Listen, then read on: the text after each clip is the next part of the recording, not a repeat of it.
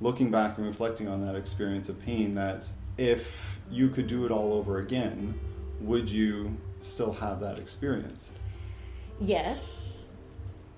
Yes, because it gives you, for one, it gives you the empathy to be able to deal with other people, because I get a lot of people coming in with the same or similar, very similar issues. And so I completely understand, yes, not everybody's going to be feeling it exactly the same way, and it's going to be different a little bit, but I can have a pretty good idea of what they're, going through mentally, physically. Like, it's just, so it gives you empathy, I think, and I wouldn't have known that. What you just listened to is part of a conversation that I had with Amy Green. She's a yoga instructor that had a low back injury that took almost a year to fully recover from. Yet she would do it all again because it helped her to become who she is right now. And you definitely want to hear what she's up to. Within the Rethink Pain podcast, I want to interview not only experts to give you those tips and education from the people who know what they're doing, but also from the people who have experienced that pain and have found their own ways to recover and heal. If you want to learn more about Amy Green and her business Mind Body Movement, you can check out her information in the show notes or at www.rethinkpainworkshop.com. That's where you'll find all the information about the Rethink Pain podcast, the local and online workshops, and how you can get involved with the February 23rd full day workshop on how to improve how you feel with dozens of different techniques.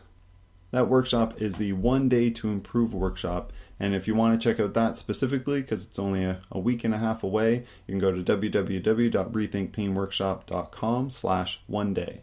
For right now, though, sit back and enjoy the conversation that I had with Amy Green. I had a great time chatting with her, and I can't wait for the next time that we can sit down and have another one. But first, let's cue the music. Welcome to the Rethink Pain Podcast, empowering mind, body, and spirit. And now your host. He has a life goal to juggle fire, which his wife is not impressed with. Daniel Dagenhart. Thank you for that, Evan. I have with me here Amy Green, and she's going to be one of the first people that I talk to who's overcome a painful situation, a painful condition. And so I'm really happy to have her here, and we're going to get right into the conversation. Just, Amy, give me a little bit about yourself, a little background about who you are. I am a yoga teacher. I'm a Pilates reformer teacher. I grew up in Australia and then moved to the States, and then met a Kiwi abroad, and here I am. Nice. Well, Thank you for that. So I first met you when you were doing yoga classes about 3.5 years ago out of the Hopi, Surf Club. Yeah. So that was pretty early in your journey at that point. But I remember you telling me a story at that time about how you had a back injury that really threw you off, and that you found you were finding ways to adapt. But I think I even remember some of the classes that you were still having some of that and experiencing some of that back pain and having to teach a class without being able to fully do all of those things. So that's a bit of what I want to talk about today. And can you tell me about when it was that worse? What was happening with you at that time? I was actually abroad doing an advanced yoga training, and very physical work, and and then I was trying to travel back, and I was just in so much pain and just could barely move, could barely stand up, sit down. And then when I got home, I went to kind of figure out what was going on with the doctors, and they were like, oh yeah, you've got a disc bulge, and it was just, it really seemed like it was debilitating. It was just excruciating pain anytime I sneezed or tried to stretch out in bed and would just go into spasm, and it was just and I think the psychological part of it, of thinking like, oh my goodness, I'm never going to be able to do yoga again, I'm never going to be able to teach, because how am I gonna teach if I can't actually move and do the poses and show people what to do? So there's a real kind of vicious psychological, thing about it as well. It just kind of gets into your head and gets into your mind, and then that doesn't help your healing. No, definitely not. Now, how long ago was this? Yeah, it was probably, I think it was just about 4 years ago. Okay. I think, yeah. So. And when was it? Was it the worst right when it happened, or did it carry on for a while? It was definitely the worst when it happened, but then it did take a while. It took about a month before I could even really actually do any kind of gentle movement, even gentle yoga. Mm-hmm. And then it took a good 3 months to be able to, before I could actually do any kind of just moderate sort of movement or exercise. And that's really, that's just, if, especially a lot of people, I know a lot of people go through it as well. It's really a common thing, but especially if you're a very active person and you move and you know how good it feels to move, and then you're stuck with not moving, it's it really just, kind of everything just kind of tumbles around it, and you get depressed about it, and you might even put on weight, and you just start your whole attitude changes, your whole, it seems like your whole personality changes, because you're just this whole other person. You can't do what you normally do. You can't use the same strategies that you use when you're healthy to, keep yourself healthy and to stay, kind of at a level field. So yeah, so you had those skills and those abilities before this to be able to manage any of the problems that you had, but this was the first time that you didn't have all those answers. And even though you had a very strong understanding, I know that you take a lot of courses when it comes to yoga, and you love learning about the body and how it moves and all the muscles and how they interact, and to have that acute of knowledge. Yet it still took 3 months for you to get anywhere with that, with some moderate activity. That would definitely weigh on you. Yeah. What were you hearing from the doctors and the people that you were going to for help? What were they telling you about that situation? It was, the disc bulge, L4, L5, and basically I just had to build up my muscular endurance and just kind of stay away from forward folds for a little while, and which is tricky in a yoga class. So all of that had to change. But yeah, they were pretty much. I did the chiropractor that I was seeing, David from Chiro Clinic. He did tell me about the thought virus pattern that happens, and that it's it's very, very common. Most people with pain go through this, and it's okay. It's not all in your head. It's it is actually being it's playing out right now, but it's you're going to be okay. And just to have that faith, I guess, of it is going to be okay. And then once you do start to believe that again, and you're starting to make really small progress. It took so long for me to be up, but it really did take 3 solid months of doing my exercises every day for me to be able to get moving again. And so, yeah, that's always the number one, and part of healing, I think. Do you remember any specific moments that made those little shifts in that mindset to go from, am I ever going to be able to teach again, to, okay, I am going to be able to do this. I am safe. I can improve. Do you remember any moments that shifted that for you?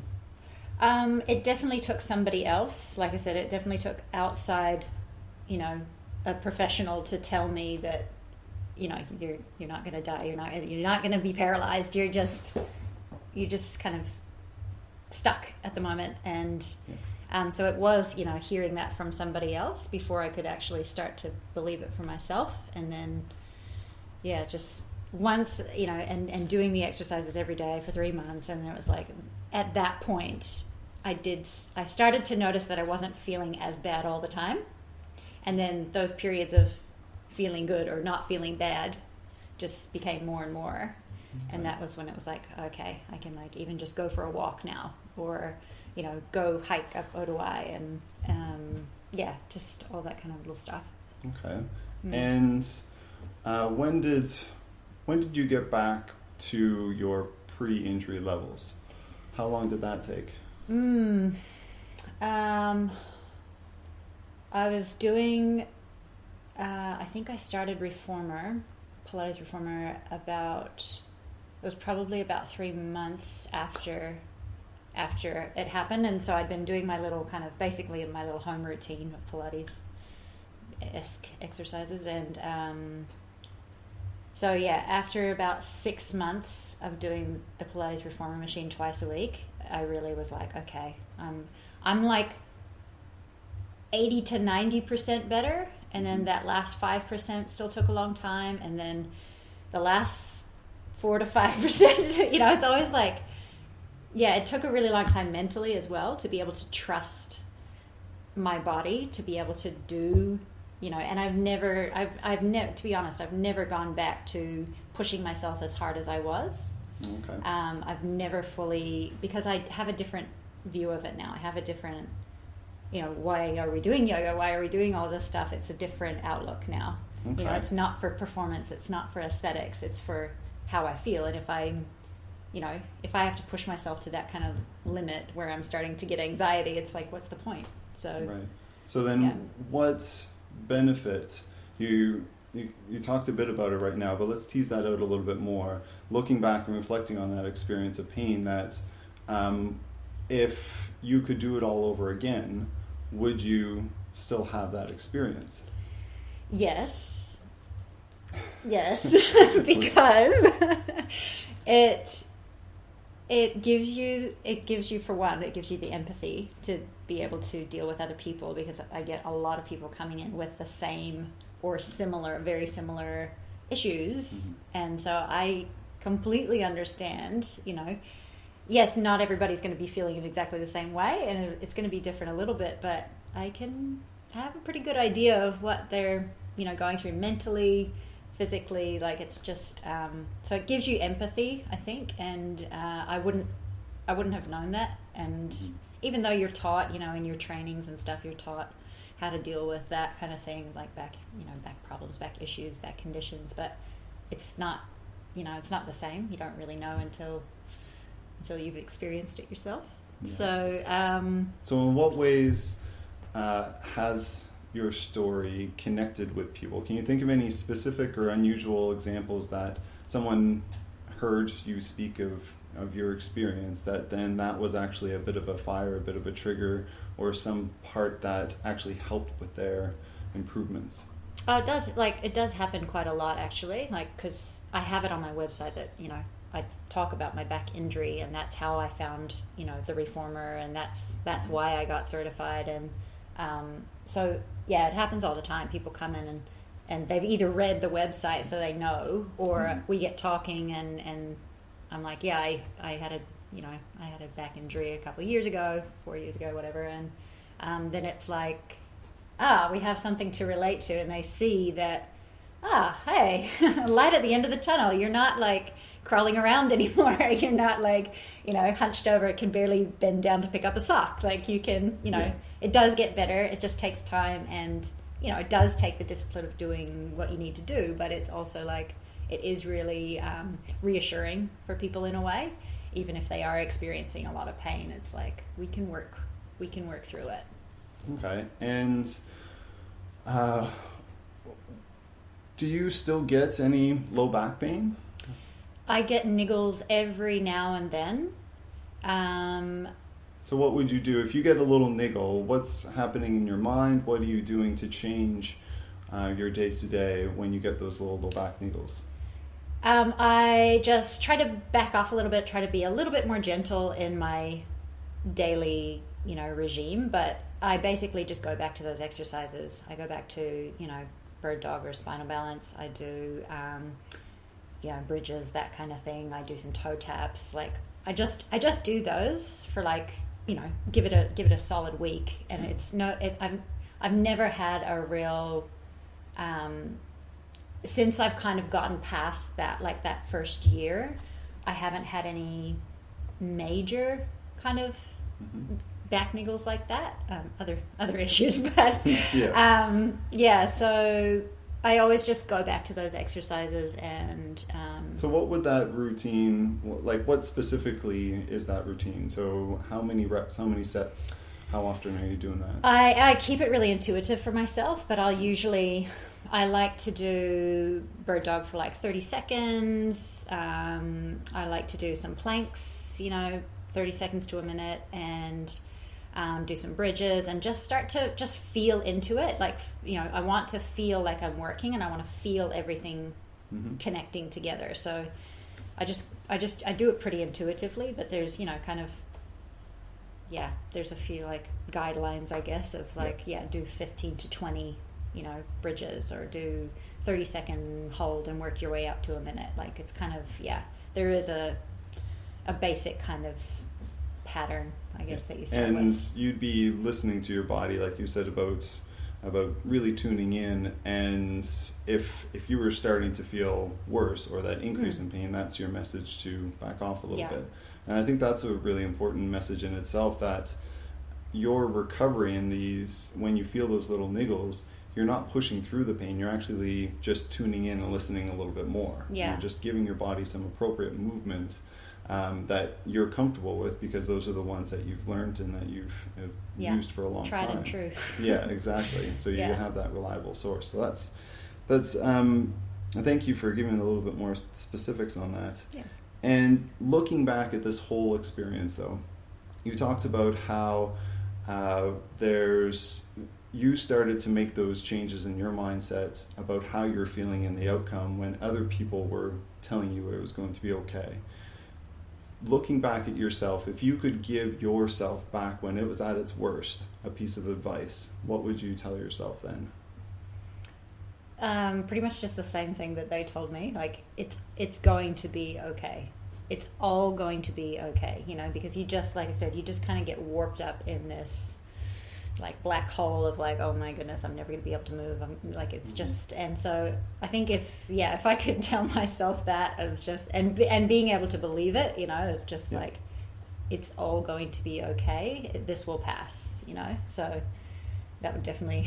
Okay. And would there be anything different that, there'll be a lot of health professionals listening to this as well. It might be physios or doctors or other health professionals or even yoga instructors.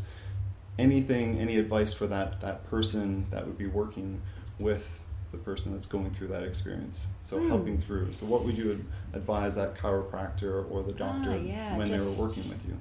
They might sound crazy. They might just think that they're basically paying your rent and living in the practice all the time, every day. But just having that compassion, because whether or not the practitioner has experienced it themselves, it can take you into a pretty dark place, and having someone brush you off isn't a good feeling. Right. So even if they may have a side of crazy on top of everything else, but just dealing with compassion and understanding that they just they're going through this on their own. They're all in their head. And yes, there's a physical thing going on too, but it's a whole body, holistic kind of crazy thing. So even the International Association of the Study of Pain talks about pain being both a sensory and an emotional response. Oh, absolutely. And we focus a lot on the sensory part from a health professional point of view, from yoga and from physio, that we can deal with those feelings by doing exercise in a certain way, but the emotional side of it, we don't. There's touch no on support that. for that. Like unless you go seek out a counselor or something else in that direction, But that's not really. It's not really part of. It's not integrated into the recovery. It's just like that would be like a side. Side avenue, side track. And the compassion, I guess, is the thing that can link that any health professional, that if you have someone coming in with that complex or persistent pain, is just be compassionate, give that time, give that little bit extra, is something that can help. Yeah.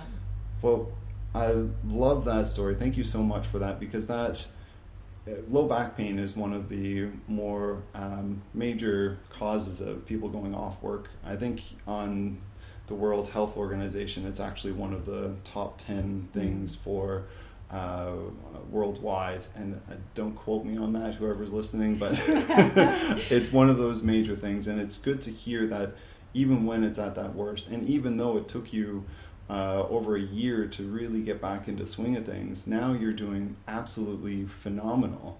And actually right now, why don't you just tell us a little bit about what you're doing, what you're up to now compared to giving some classes out of the surf club. What are you up to these days? Yeah, so have the studio here in Whakatane, Mind Body Movement, and so we do weekly classes of all kinds, not just yoga or Pilates, but we are kind of trying to broaden it up because the body needs that variety, and we want our yogis, as much as we love them, to come for yoga. It's like, yes, but we also need to just round it out, give people a chance to challenge their body in a different way. So yeah, we've got other different kind of group classes and things going on, but also the private Pilates reformer. And I from my own experience, that's why I decided to just have one machine and just work privately, because I felt a lot of benefit from doing that versus jumping into a class where there was 2 or 3 other people, working at the same time. So that's why I decided to just have the one machine. And so the studio's been running for 2 years, and we are having an open house on Friday the 22nd at 5:30, and I'm just opening it up for drinks and nibbles, and anybody that wants to come along, any member, any non-member, any healthcare practitioner, really trying to incorporate the kind of other practitioners in the area. And I'm just going to be giving a little talk about yoga and how I teach and why I teach that way, and then a quick Pilates reformer demonstration. So nice. Yeah, well, should be fun. I'm definitely going to be there. I'm going to make sure that I'm there for that. So anybody who wants to have a chat with Amy or myself can come and check that out. And the thing that Amy left out there was that I'm looking on the wall, Mind Body Instructor of the Year 2017 from Exercise Industries Awards. And so this is where your potential when you have these injuries,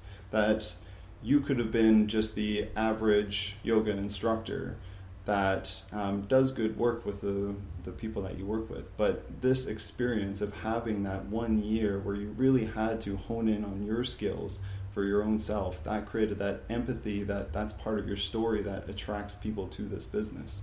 And to go from the deepest, darkest place to now where you're succeeding in your own business, that is absolutely phenomenal. I congratulate you on that. Thank you.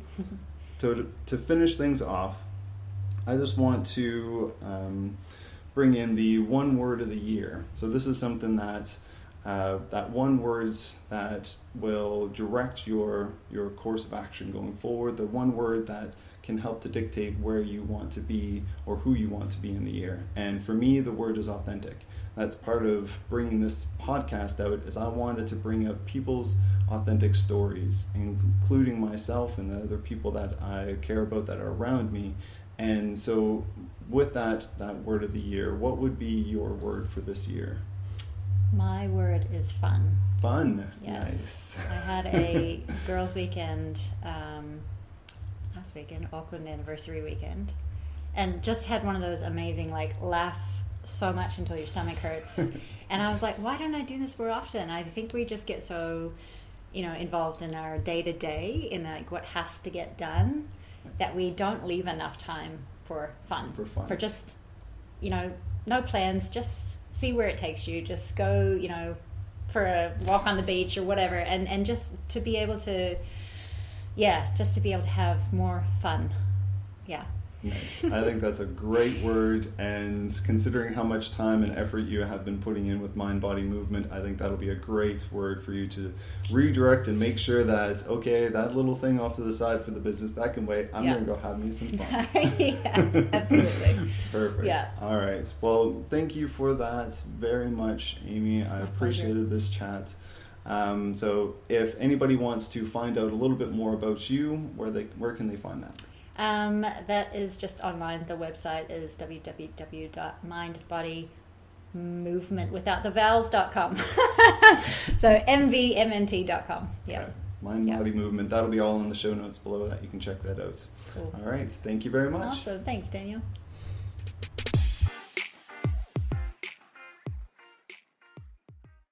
I just want to give another huge shout out to Amy Green for sitting down and having that great conversation with me. I think it's a story that's going to inspire a lot of people with low back pain to search for those things that improve how they feel. Do you have a story of how you've improved from a painful experience, or maybe know someone who does, a family member, a loved one, or maybe even one of your patients? Well, if you do, please email info@rethinkpainworkshop.com. Let me know, because I might want to interview them for one of the upcoming podcasts. Be sure to come and join me on February 22nd, Friday, at 5:30. That's the open house at Mind Body Movement. And I'm really excited to see what Amy's up to this year. As always, you can check out www.rethinkpainworkshop.com for all the information about the online Rethink Pain Workshop, the local Whakatane one Day to Improve, the Rethink Pain Podcast, and the private physiotherapy services that I offer in Whakatane and online. I have a Rethink Pain package that I'm really excited about providing to everybody in our community here in Whakatane, but across New Zealand. Thanks again, and until next time, keep laughing and loving life to its full potential.